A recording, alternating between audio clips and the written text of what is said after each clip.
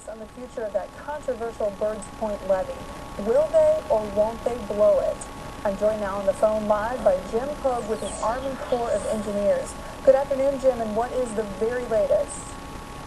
The very latest is that preparations are continuing on filling the pipes in the levee with the explosive agent. General Walsh expects to have a decision briefing here sometime early this afternoon, and we're expecting an announcement on whether to move forward with the plan or to halt when we get to the 3 hours out stage. When could that decision be made again? We're looking for a decision sometime early this afternoon from the general. Okay, and I know that you all have a Facebook page going too. We have that on KFVS. Is there any other site that you want to push people towards? There's so much controversy and so many questions about this.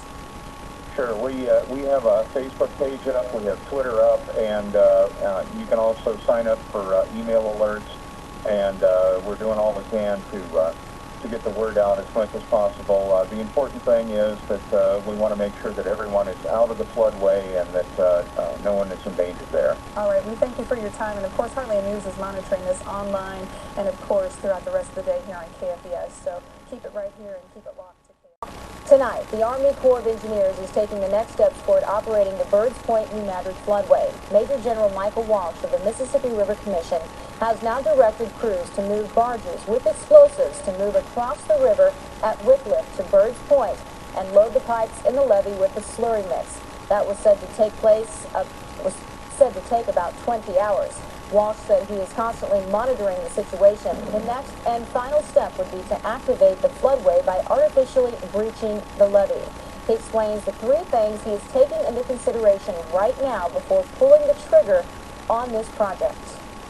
One, I'm looking at stresses on the system. Two, I'm looking at what we're doing at the K-row gauge. And then the third thing that we're looking at is safety of the crews. The crews that will have to operate this project, making sure that they can get to the project safely and do what they need to do to put the project into operation. So those are the three things that I'm looking at before making the decision to operate the project. Again, no final decision has been made at this time. If they do in fact detonate the levee, it would send water rushing through 133,000 acres of farmland and about 100 homes. The Mississippi County Sheriff's Department has already activated that spillway.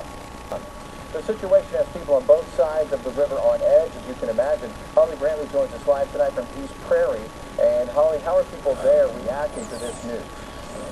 Jeff, I just talked to some of the families and they tell me the situation is surreal. Now, we are at the end of the road right here at the end of 75 and 80. This levee now represents what will be the dividing line between flooded farmland and the rest of Mississippi County. Now, the closest farmers like Paul Haney can get to his home. It's some of the richest ground anywhere. And if it gets destroyed, it's all going to be for nothing. Since he was 4 years old, 72-year-old Paul Haney made his home on this piece of farmland he points out on the map of the Birds Point spillway.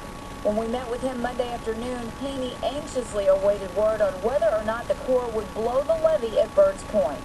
It's ridiculous for them to do that. According to the Corps of Engineers, blasting the levee would be a decision meant to relieve the swollen Mississippi, but one that Haney says would wipe out everything he owns.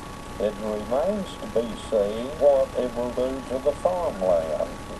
He feels blasting the levee was senseless when the Corps went through with it in 1937, and even more pointless today. It dropped the river just a few tenths for a few hours. Haney says his farm means everything to him, and he feels in this case it would be better to let Mother Nature run its course. If they let it overflow up at Birds Point, just come over the levee, it won't come as fast, it won't be as devastating, and serve the same purpose. Haney farms alongside his nephew, Terry Bruce McLean. He's a former emergency management director for Mississippi County. He showed us these plans regarding Birds Point that date back decades. He says every time the river comes up, the issue comes up for discussion, but he never thought the plan would actually become reality again. We're all against it to be blown at this time. McLean says it's a scary situation, and he doesn't know if his family and others would ever recover from the blow. We have not heard of anything that would help us at this time. Now the Haney family says they don't know where they will go from here. Live local late breaking in Mississippi County. As the district commander to operate the project. Tonight is the night the Army Corps of Engineers will blast portions of the Birds Point levee, saying public safety is the #1 issue. Good evening, everyone. We now know portions of that levee will be breached tonight. Yeah, just about an hour ago, Major General Michael Walsh announced the decision in a news conference from Mississippi County. General Walsh called this flooding unprecedented and historic, and again said public safety is his #1 issue in initiating the plan to blow parts of that levee. The main issue is public safety remains the #1 issue for the Corps of Engineers. And as I've been talking to you all week, things that we've been looking at is how much pressure that the system's been under, and it continues to be under enormous and unprecedented pressure. Okay, here's a rundown of how the Corps will execute the floodway plan tonight. The first section of the levee at Birds Point, called the floodway inflow, will be blasted between 9 p.m. and midnight. We will be out there bringing you live coverage as this entire process warrants. The second blast, creating the first outflow section, will happen between 1 a.m. and 4 a.m. Finally, the second of the two outflows will be blasted between 10 a.m. and noon. Some other things we learned tonight: this breach will create a lake in the floodway in the next 24 to 36 hours. Around 150 members of the Army Corps of Engineers are working with the Coast Guard right now. No civilians will be allowed in the area of the blast. And again, we will be on the scene tonight in Mississippi County with... Here any moment. I'm joined now live by Trooper Clark Parrott with the Missouri State Highway Patrol. Trooper Parrott, tell me what's your understanding of what is taking place right now in advance of that horn? Well, Kathy, all the agencies involved in this have swept the entire area, and by that I mean radio checks, make sure all personnel are out of the area before they do what they're going to do. Have you been given any update yet as to how far along? I heard that maybe the process started just a few minutes after 9 o'clock. Any idea where we are right now? The last update I had was it was going to be after 8:45, and we're just waiting for the horns to blow. You know, something we talked about earlier and something that was stressed was the safety and security measures being taken out here. Has there been any issue with folks being asked to leave or being told to leave or causing any issue within the floodway area itself? No, ma'am. Between the Guard and the Highway Patrol checkpoints that we have established, we have managed to keep everybody out, and we've also managed to get everybody out safely. And what role will your agency play after this takes place? What would be the message maybe to folks who think, well, maybe after it's breached, I want to come out and take a look, I want to see what's going on? Well, we brought in an additional 22 officers today as part of our mobile field force. We have brought in additional water patrol boats. We have every available resource the Highway Patrol can bear at this point in this area to assist any agency getting people out or just doing whatever we need to do. Really securing the whole area, I would imagine. Yes, ma'am. We're trying to secure the whole area and just, you know, let the plane work itself out.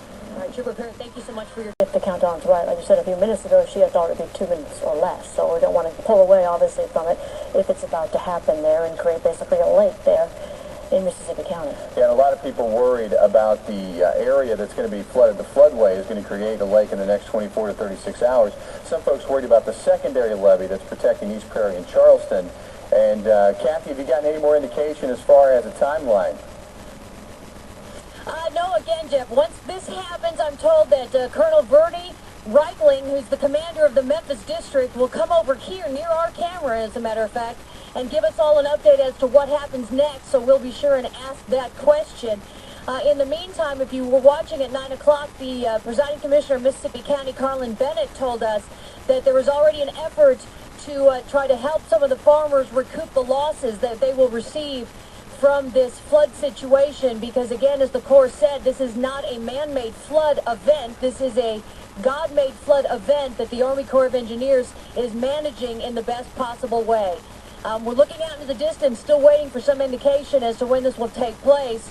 Not sure if we'll hear it or see it or both, but we are still standing by waiting. Kathy, if I may ask you, the last time this was done was 1937. What effect did it have on that floodway then? And what are the long-term effects? And did it accomplish what the Corps hoped it would? You know what, Marianne? I really can't answer that question. There it is. Did you see it? It just happened. Wow, that was fast.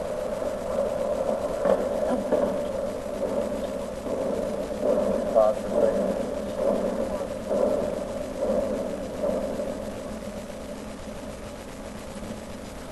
Wow. We saw that line of fire just as it was described and then heard a series of blasts strong enough that I could feel my inside shake, the vehicles around us shake. I'm sure it was a sound loud enough for you all to hear. That was the intentional breaching of the Birds Point levee. Kathy, that was the first blast. There'll be another one later, right? This morning, early this morning. Tomorrow morning. Two more. Right. There will be two more, we're told. This is the inflow section of the levee. This is the opening where the water from the rivers will come in and make, as Jeff described, that large lake in the floodway covering 130,000 acres of farmland.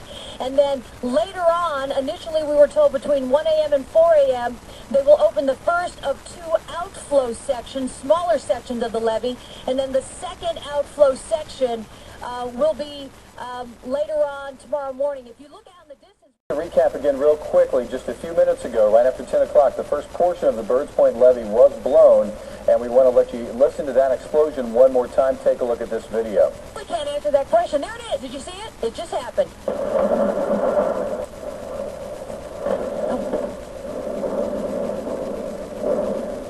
The sound show lasted, as you can tell, a lot longer than the light show there. It looks like we may have slowed it down there a little bit for you so you can see what a stretch of that levee was blown up. It's hard, as we mentioned earlier, to see anything at night, and Kathy said she doesn't see any water yet. But that's a huge hole in that levee, and there will be two more blasts in over the next few hours. Right, into tomorrow again, creating what one of the Army Corps of Engineers earlier today said would be basically a lake in the next 24 to 36.